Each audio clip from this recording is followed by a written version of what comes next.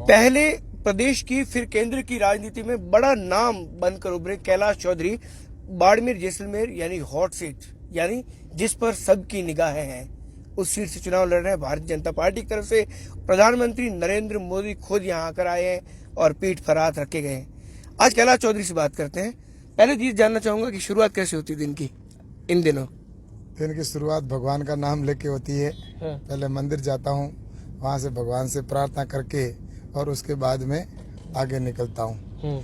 और उसके बाद में लगातार सभाएं हो रही है, तो उससे पहले जो हमारी गौ माता है, उस गौ माता को मैं चारा देता हूँ, उसको गुड़ देता हूँ। फेसबुक फोटो में देखे। हाँ, तो क्योंकि गाय हमारी माता है जी, तो उससे मैं शुरुआत करता हूँ। और फिर गांव के अंदर दूर दराज दौरे हैं, रेगिस्तान है, उन रेगिस्तान के अंदर सारे हमारे जो कार्यकर्ता हैं वो सभी चुनाव प्रचार के अंदर पूरे लगे हुए हैं और सभी चाहते हैं कि हमारे देश के प्रधानमंत्री नरेंद्र मोदी जी बने। तो इसके लिए सभी गांव-गांव और ढाणी कार्यकर्ता घूम रहे हैं, उनसे मिलना होता है, सभाएं होती है, मीटिंगें होती है और जन समूह का बहुत बड़ा जन समर्थन मिल रहा है। बहुत अच्छा लग रहा है। जब फील्ड में निकलते हो तो टेंशन नहीं होती कि इतना बड़ा क्षेत्र बाड़मेर जैसलमेर विश्व के सबसे बड़े लोकसभा क्षेत्रों में एक माना जाता है? भाई साहब, आप अच्छी तरह से जानते हैं ध्रुव जी कि मैं हमेशा फील्ड में रहता हूँ जी। और मैं विधायक था तब भी और विधायक नहीं था तब भी मैं सुबह, मेरा हमेशा का रूटीन है कि मैं सवेरे जल्दी घर से निकलता हूँ और अपने क्षेत्र के अंदर जाता हूँ। ये मेरे लिए नया नहीं है। मैं लगातार सुबह उठ के, और मेरे जो क्षेत्र है उसके अंदर पहले बाई तो मैं विधायक था तो उस समय विधानसभा में घूमते जाता था, और अभी चुनाव प्रचार है तो एक रूटीन के अंदर जो सभी जगह जो सभाएं तय है, मीटिंग है, वहाँ पे जाता हूँ। तो मेरा एक कार्यकर्ता हूँ और कार्यकर्ता के नाते हर समय मेरा ये मिलना करना ये होता रहता है, और इसलिए मुझे कोई इतना अटपटा भी नहीं लगता है, क्योंकि मैं हमेशा इस गर्मी के अंदर हो, चाहे सर्दी हो, चाहे बरसात हो, मैं जनता के बीच रहता हूँ। एक वर्ग, एक आपके विपक्ष में रहने वाले लोग और मीडिया का एक धड़ा कहता है कि आप बयान देते हो कि पाकिस्तान में पटाखे फूटेंगे कांग्रेस अगर जीतती हो, तो ये क्या बात है? इमरान खान पाकिस्तान के प्रधानमंत्री, वो तो कहते हैं कि मोदी जी प्रधानमंत्री बने। ऐसा है, अब पूरा विश्व जानता है और पूरे पाकिस्तान जानता है कि आज यहाँ पर कई लोगों के फोन आते हैं पाकिस्तान से कि किसी भी सूरत के अंदर भारत के प्रधानमंत्री मोदी जी नहीं बने और इसके लिए आप कांग्रेस को मत दें और राहुल गांधी को प्रधानमंत्री बनाएं। इसके लिए राहुल गांधी को प्रधानमंत्री बनाए, तो जब ये वर्ड कहते हो तो हंसते क्यों आप? ऐसा है कि अब राहुल गांधी जी के बारे में मुझे इसलिए हंसी आती है कि वो जो बात करते हैं, शायद उनको किसी यूनिवर्सिटी के अंदर, कौन सी यूनिवर्सिटी में पढ़े हैं पता नहीं, वो कृषि के बारे में बात करते हैं तो आलू पैदा करते हैं तो आलू कहाँ उगता है, इधर से सोना निकलता है, जैसी बात करते हैं। और कई बार जैसे उन्होंने अभी बयान दिया कि 12,000 रुपये हम किसानों को हर साल देंगे और साल के 72,000 रुपये देंगे। ये गणित मेरे समझ में नहीं आया, क्योंकि अगर महीने के 12,000 देते तो 1,44,000 होता है गणित। लेकिन वो फेंकू, जुमलेबाज, वो तो आपके प्रधानमंत्री जी, हमारे प्रधानमंत्री जी कहते हैं। आपके बीजेपी के नेता भी है मोदी जी को अगर वो कहते हैं तो वो उनकी सोच है। वैसे कल उन्होंने परसों सुप्रीम कोर्ट में माफी मांगी है कि चौकीदार चोर है, जल्दबाजी में गलती से कह दिया। ऐसा है कि अभी और कई शब्द वापस लेंगे वो, क्योंकि प्रधानमंत्री आप संसद पहुंचते कहने की जरूरत है, क्योंकि आपने पहले चौराहे पे गोली मारने से लगाकर पता नहीं क्या क्या, राहुल गांधी के मामले भड़ास बहुत है आप पे। ऐसा है कि राहुल गांधी जी की भड़ास इसलिए है मेरी कि जिस दिन वो भारत माता को गाली देने वाले जो लोग थे जेएनयू यूनिवर्सिटी के अंदर, और उनके साथ में जाकर खड़े हो जाते हैं और उन्होंने जिस तरह मतलब पाकिस्तान जिंदाबाद के नारे लगाए थे, तो ऐसे लोगों के साथ में जाकर जिस दिन खड़े हुए, उस दिन से मुझे ये लगता है कि वास्तव में इस देश के अंदर ऐसे लोग अगर राजनीति में रहते तो ये दुर्भाग्य की बात है। कैलाश जी, सब कुछ माहौल पक्ष में आप कह रहे हैं कि आपके पक्ष में है, लेकिन कई लोग कह रहे हैं कर्नल साहब जब से आपको टिकट मिला है तब से आपके नजदीक नहीं आते।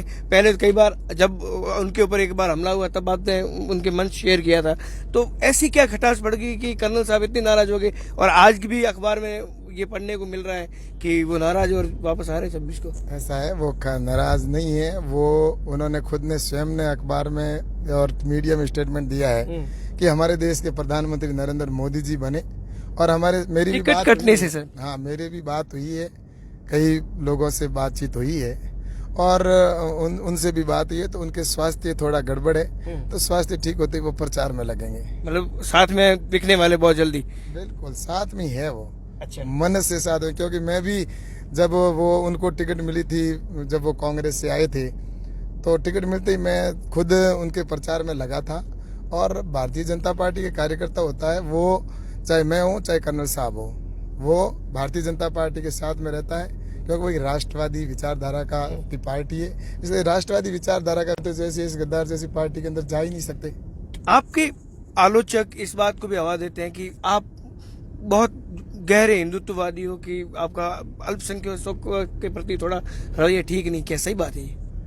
ऐसा है कि भारत माता से जो प्रेम करे वो सभी मेरे भाई हैं, और अगर भारत माता को प्रेम नहीं करता है, चाहे वो मेरा भाई है, वो मेरा दुश्मन बिल्कुल, है। चाहे हिंदू हो चाहे मुसलमान हो, हाँ, चाहे कोई सिख हो चाहे ईसाई। चाहे हिंदू हो, चाहे मुसलमान हो, चाहे सिख हो, चाहे ईसाई हो, जो इस मादरे वतन से जो प्यार करता है वो मेरा भाई है, उसको मैं दिल से चाहता हूँ। और जो अगर मेरा रियल भाई है, वो भी अगर उससे प्यार नहीं करता और उसको गाली देता है, तो उसको मैं, मेरे लिए वो मेरा सबसे बड़ा दुश्मन है। कैलाश जी, अंतिम मेरे दो सवाल। एक तो जातिगत फैक्टर जो है वो क्या इस बार आपके पक्ष में है? क्योंकि कई लोग कहते हैं कि साहब इस बार अल्पसंख्यक, SC ST ये वर्ग कहीं ना कहीं बीजेपी के लिए नुकसानदेह साबित हो सकते हैं। ऐसा है कि मैं पहली बार देख रहा हूँ कि विधानसभा हो या लोकसभा के चुनाव में जातिगत समीकरण होते हैं, लेकिन ये पहली बार ऐसा हो रहा है कि हर व्यक्ति नरेंद्र मोदी जी की बात कर रहा है, और 36 कौम के लोग आज भारतीय जनता पार्टी के साथ में, और मुझे पूरा समर्थन मिल रहा है। मेरा अंतिम सवाल, मुद्दा क्या है आपका चुनाव में? मुद्दा यह है कि युवाओं को रोजगार मिले, और किसान है तो उन किसानों को मेरा ये क्षेत्र है जो हरा भरा हो, इसके लिए नहर का पानी हमारे हर गांव के अंदर पहुंचे, ये मेरा मुद्दा रहेगा। और दूसरा, जैसे रिफाइनरी जो बन रही है, तो उस रिफाइनरी को पूरा काम जल्दी से जल्दी हो, ताकि यहाँ पर जो औद्योगिक हब लग सके। और दूसरा, जैसे ये पर्यटन के क्षेत्र के अंदर, जैसलमेर तो पर्यटन में है, लेकिन बाड़मेर भी पर्यटन क्षेत्र बने, रेल के मार्ग सब जगह रेल के मार्ग पहुंचे। और दूसरा, जैसा कि ये DNP का है, ये मुद्दा हमारे यहाँ पर बहुत ज़्यादा है, तो उस DNP के मुद्दे को, उसकी समस्या का समाधान कैसे हो, ये भी रहेगा। और कुल मिलाकर मेरा तो यही कि जैसा मैंने बाईतू विधानसभा विधायक रहते हुए जो एक बाईतू विधानसभा को मॉडल विधानसभा बनाया है, उसी तरह आने वाले समय के अंदर बाड़मेर और जैसलमेर लोकसभा क्षेत्र है, वो एक मॉडल लोकसभा क्षेत्र बने। उसके लिए मैं रात दिन मेहनत करके, और बाड़मेर जैसलमेर को एक जो मेरा सपना है, हम सब का सपना, वो ऐसा भारत बाड़मेर जैसलमेर बने। जी, ये कैलाश चौधरी है। निश्चित तौर पर बहुत सपने हैं बाड़मेर जैसलमेर जैसे पिछड़े क्षेत्र को लेकर, पर्यटन से लगाकर रिफाइनरी, युवाओं को रोजगार देना, सब कुछ। कम से कम उन लोगों के लिए ये प्रत्युत्तर है जो कहते हैं कि राष्ट्रवाद के नाम पर और मोदी के नाम पर ही भारतीय जनता पार्टी बाड़मेर जैसलमेर में ही वोट मांग रही है। फिलहाल देखना यह है कि आगे जनता किसको अपना प्रतिनिधि बनाकर दिल्ली की सत्ता की गलियारों में भेजती है। कैमरा पर्सन अशोक दहिया के साथ दुर्ग सिंह राजपुरोहित, इंडिया न्यूज, बाड़मेर।